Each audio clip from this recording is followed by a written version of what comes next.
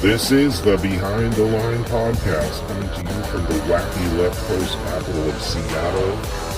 News from the Pacific Northwest, the left coast, the U.S., and the world that matters. The stories the MSM won't talk about. Deciphering the truth through all the lies. For more, visit BehindTheLinePodcast.com. A little news roundup for you today. I'm sure you've all heard of the Chinese balloon that we have floating over the United States yet again. Of course, the government is telling us that there's nothing to worry about. It's no threat, which is what they said before about the other balloons. Of course, later it comes out that those were spy balloons and they were gathering information. And here we have another one that's allowed to cross the United States.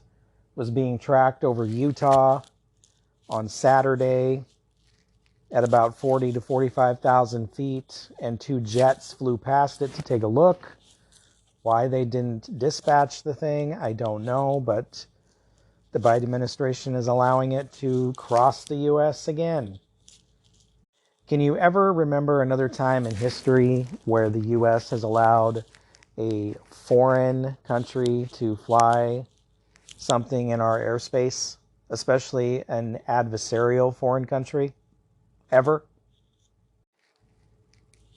Just to give you a little idea about the Chinese connection, last year, 37,000 Chinese citizens were apprehended as they illegally tried to cross the border. In 2021, Border Patrol only encountered 450 Chinese nationals at the southern border. In 2022, it went up to 2,176. 2023, 37,000. Do you see an issue with that? That sounds like an invading force that is lying in wait in this country. That's only the ones they caught. If you are one of these people who thinks this is a harmless situation, these are just people crossing the border to better their lives and all this yada yada garbage, most of these Chinese are young, single male of fighting age. You are going to have a very serious wake-up call very soon. And by the way, the news is claiming that this balloon is from an unknown origin and all this stuff. That is not true. In the same articles that I see the news companies talking about this balloon, it says that China has said it is their weather balloon that got off track, blown off track by the wind. China has already claimed ownership of this thing, so it is from China. It is not a weather balloon.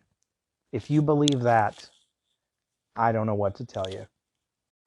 Speaking of illegal border crossings, here's a little border story to sweeten your weekend. University of Georgia police have arrested a man in the murder of Laken Riley. She's a college student at the University of Georgia that was brutally murdered recently. Jose Antonio Ibarra, 26, who is not a U.S. citizen, but lives in the Athens area, was booked into the Athens-Clarke County Jail Friday evening. A judge denied bond for Ibarra on Saturday morning. Ibarra faces charges of malice murder, felony murder, aggravated battery, aggravated assault, false imprisonment, kidnapping, hindering a 911 call, and concealing the death of another. Yep. So this guy crossed the border illegally, and now he's murdered this young girl, 22-year-old, who was a college student. This guy did not know her, so this was just a random attack. An attack of opportunity. So this could have happened to anybody. Your wife, your daughter, your sister.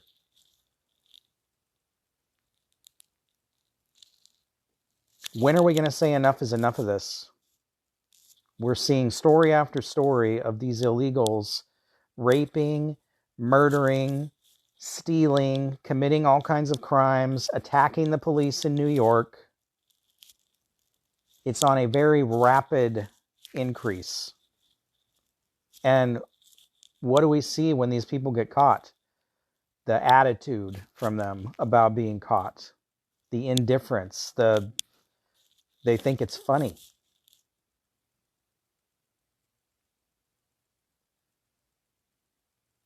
When are we going to call enough is enough on this?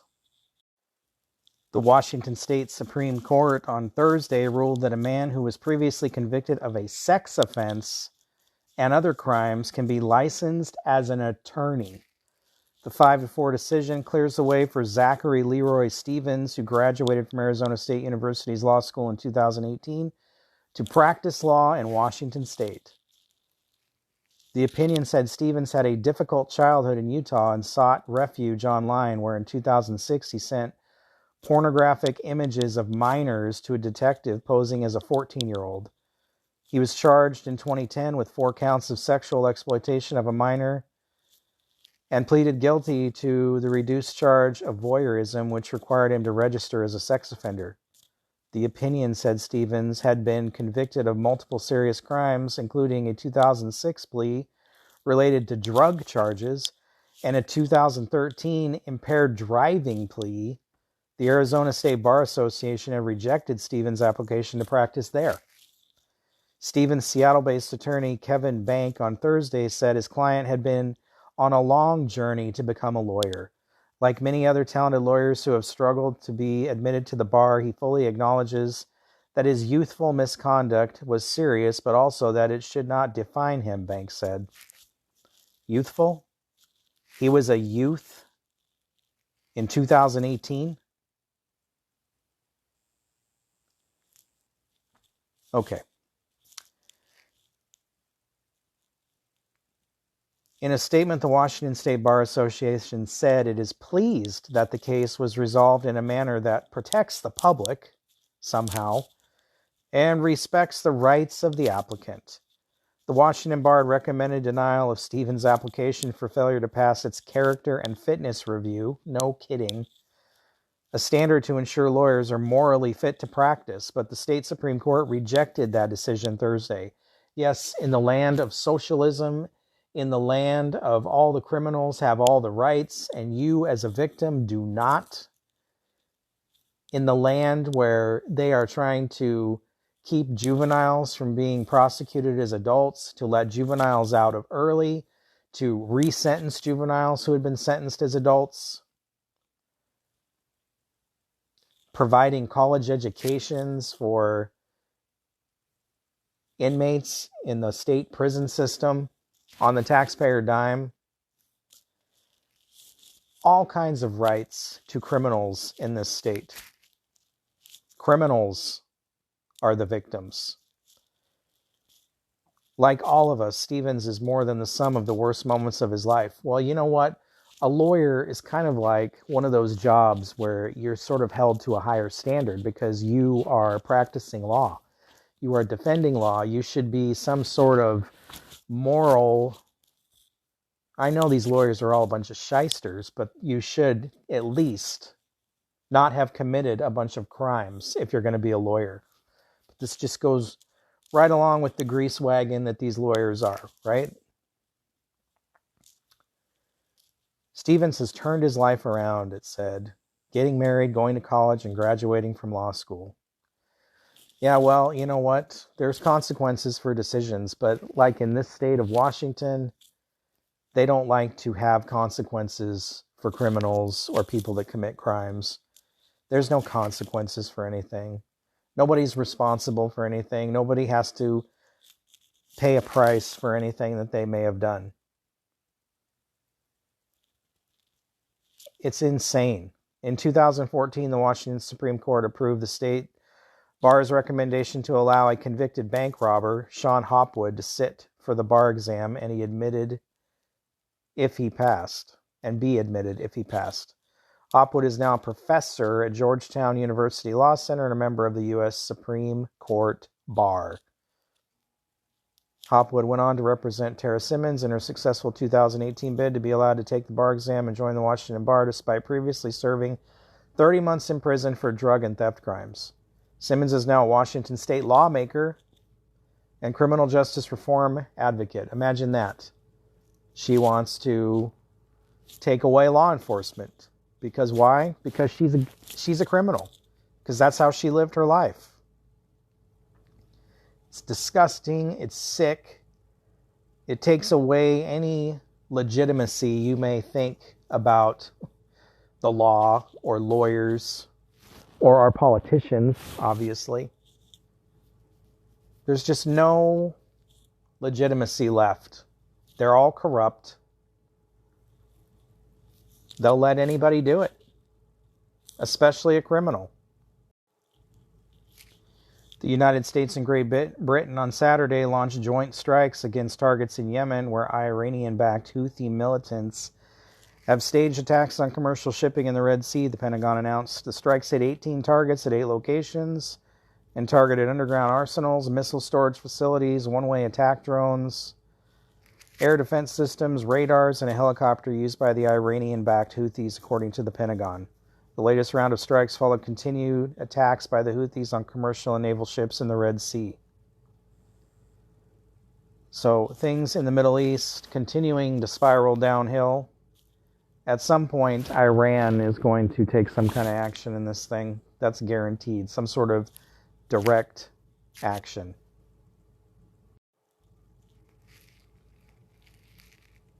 One of the world's biggest cities may be just months away from running out of water. Talking about Mexico City. Alejandro Gomez has been without proper running water for more than 3 months. Sometimes it comes on for an hour or two, but it only a small trickle, barely enough to fill a couple of buckets. Then nothing for many days. Gomez, who lives in Mexico City's Talpan district, doesn't have a big storage tank, so can't get water truck deliveries. There's simply nowhere to store it. Instead, he and his family eke out what they can buy and store. When they wash themselves, they capture the runoff to flush the toilet. It's hard, he told CNN. We need water. It's essential for everything. Water shortages are not uncommon in this neighborhood, but this time feels different, Gomez said. Right now, we are getting this hot weather. It's even worse. Things are more complicated. Mexico City, a sprawling metropolis of nearly 22 million people and one of the world's biggest cities, is facing a severe water crisis as a tangle of problems, including geography, chaotic urban development, and leaky infrastructure, are compounded by the impacts of climate change.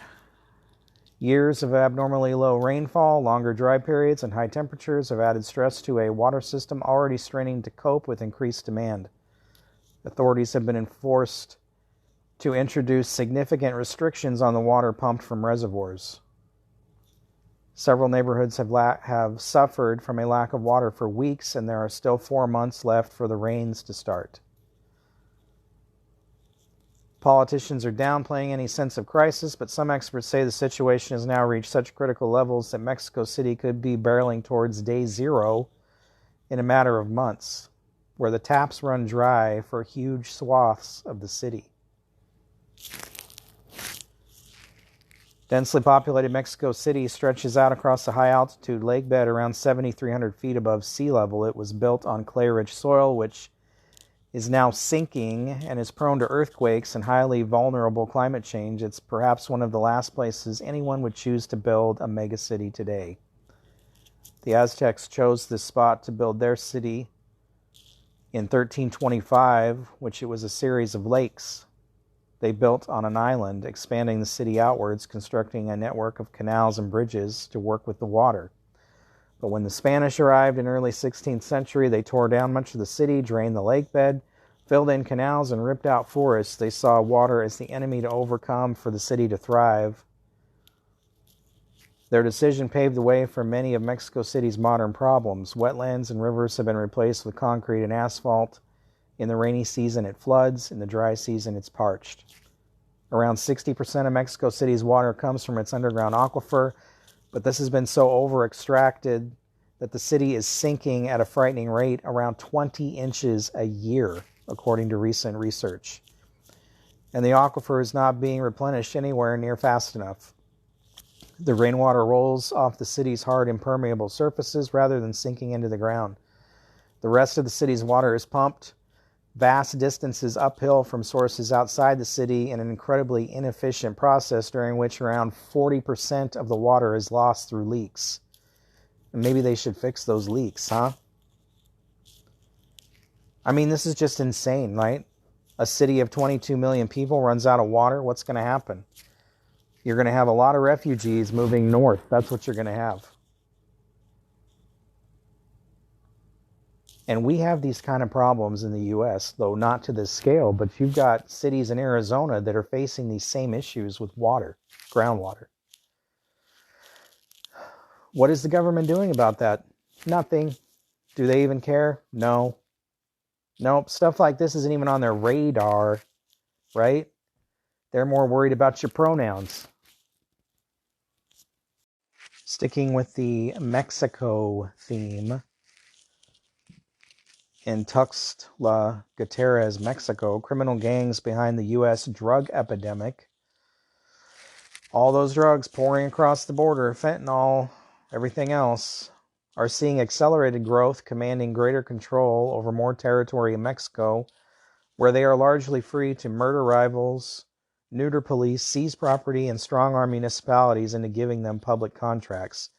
Gangs affiliated with Mexico's two largest drug cartels battling to the death over market share have grown in number and influence since President Andres Manuel López Obrador took office in 2018.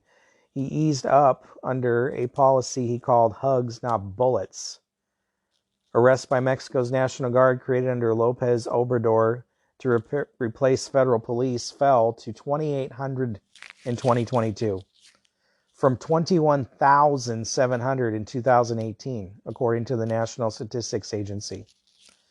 Mexico's retreat from interdiction opened the door to an expansion of criminal enterprises by cartels, whose most lucrative business remains the production and transport of fentanyl and methamphetamine to the U.S.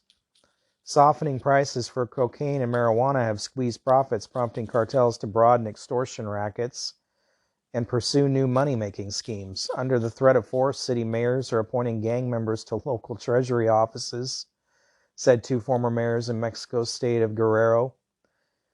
Those jobs effectively give cartels control over contracts for municipal construction, procurement, and other public services.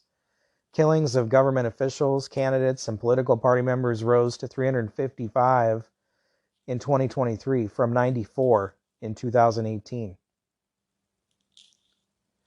The spread of cartel control and increasingly violent tactics have driven Mexican families to the U.S. in record numbers, obviously. Around 87,000 Mexicans traveling with children were apprehended on the southwest border in the fiscal year that ended September 30th, nearly 4 times as many as in the previous year, according to Border Patrol data. In December, nearly 30,000 were detained. By diversifying into migrant smuggling, cartels profit even from people trying to escape their control. Extortion has surged since 2018, according to data from Mexico's Statistics Agency. Avocado and lime producers in the state of Michoacan, an export hub for U.S. markets, have blocked roads in recent months to protest extortion and thefts of their products by gangs, which has tripled in the past year. Truck drivers staged a nationwide strike this month demanding action. In December, farmers from a village in the state of Mexico attacked local cartel members with machetes and sickles, revolting against demands that they each pay as much as $600 to work their own land, authorities said. The fight killed 10 gang members and 4 farmers. Many local officials in López Obrador's Morena party, which governs 23 of Mexico's 32 states, interpreted the hugs, not bullets policy as permission for them to accommodate gangs as a way to quell violent crime and reduce death threats, said Samuel Logan, head of Southern Pulse, a U.S.-based security consultant. Some cartels now fund the election campaigns of allies in addition to eliminating officials who oppose them. Such interference with fair and free elections puts Mexico's democracy at risk. Democracy.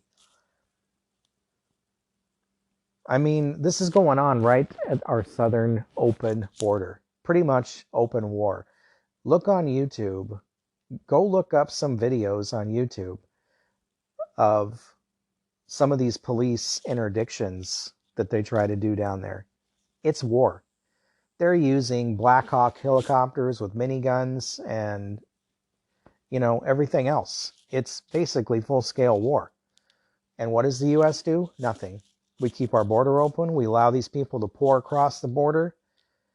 Cartel people, drug traffickers, human traffickers, sex traffickers, terrorists, weapons, drugs. That idiot in the White House does nothing about it. And all this stuff is raging around us. He's more concerned about the border in Ukraine than your safety here.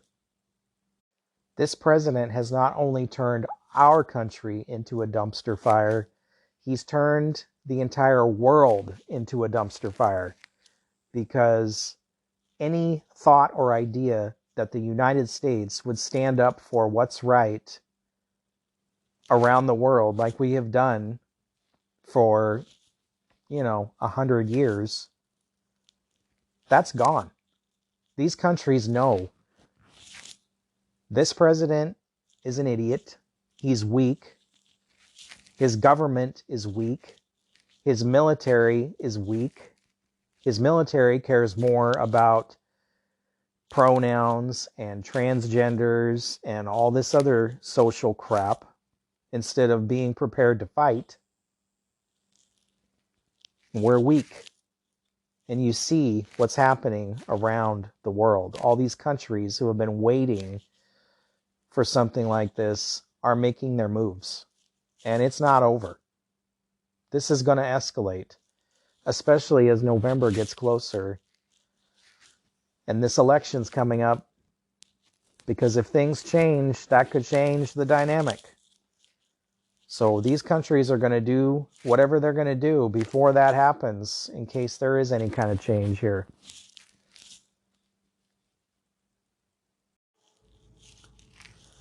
Well, Russia celebrated its second anniversary of full-scale invasion of Ukraine on Saturday by launching a barrage of drone and missile strikes targeted mostly in Odessa in the south. And at least one person and two others were seriously injured when a damaged drone crashed into a residential building. Meanwhile, in Kiev, Western leaders have been arriving for events to mark the second anniversary and to show solidarity with Ukraine amid fears around faltering Western support, most of all from the United States. Elsewhere in Ukraine, the newly appointed commander-in-chief of the armed forces, Oleksandr Syrskyi, has posted a statement marking the second anniversary of the war, hailing Ukrainians' extraordinary defense of their country and calling for unity now more than ever. No one in the world had believed Ukraine would stand, but Ukrainians had thrown themselves into saving their country, said Syrskyi.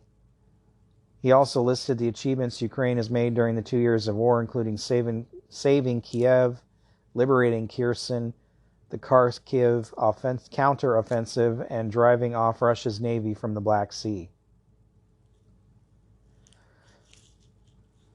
All on the backs of the American taxpayer. Don't forget them. The American taxpayer, American defense companies. Oh, this is the biggest money grab probably in the history of the world for the U.S., All these tax dollars pouring into all these companies to make all this military hardware to go to Ukraine. And when it's over, if it still belongs to Ukraine, I wonder who's going to pay for all the rebuilding of Ukraine. Oh, that'll be us. We'll be paying for that. These contract companies are going to make billions of dollars to go into Ukraine and rebuild that country. And how many of these politicians have their pockets or own, or they're some kind of board member of these companies that are going to go over there and do all the rebuilding? Yeah. It's all about preserving democracy, right? Preserving freedom, protecting Americans. It's all about money. It's always always about money and corruption and power. And this is no different.